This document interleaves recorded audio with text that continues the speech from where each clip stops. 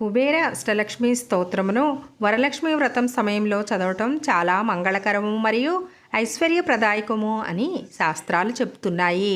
కుబేర అష్టలక్ష్మి స్తోత్రం ఇది శ్రీ మహాలక్ష్మీదేవిని 8 రూపాల్లో కీర్తించే పవిత్రమైన స్తోత్రం. ఐశ్వర్యం, సౌభాగ్యం, సంతానం, విజయం కలగజేసే శక్తివంతమైన స్తోత్రంగా పరిగణించబడుతుంది. కుబేర అష్టలక్ష్మి స్తోత్రం. ఆదిలక్ష్మి నమస్తుభ్యం, విద్యాలక్ష్మి నమోస్తుతే, సౌభాగ్యలక్ష్మి నమస్తుభ్యం, అమృతలక్ష్మి నమో నమః, కామ్యలక్ష్మి నమస్తుభ్యం, సత్కర్మలక్ష్మై నమో నమః, ధన్యలక్ష్మి నమస్తుభ్యం, గజలక్ష్మై నమో నమః, నమో నమః కుబేరాయ అష్టలక్ష్మై నమో నమః, సర్వాభీష్టప్రదాత్యై చ మహాలక్ష్మై నమో నమః.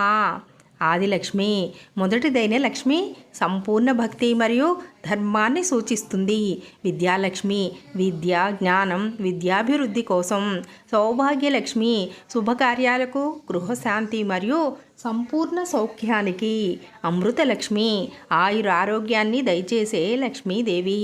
కామ్యలక్ష్మి మనసులో కోరిన కోరికలు నెరవేర్చే లక్ష్మి. సత్కర్మలక్ష్మి సత్కార్యాలకు శక్తినిచ్చే లక్ష్మి.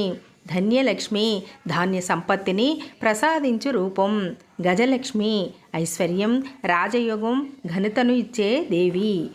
ఈ వరలక్ష్మి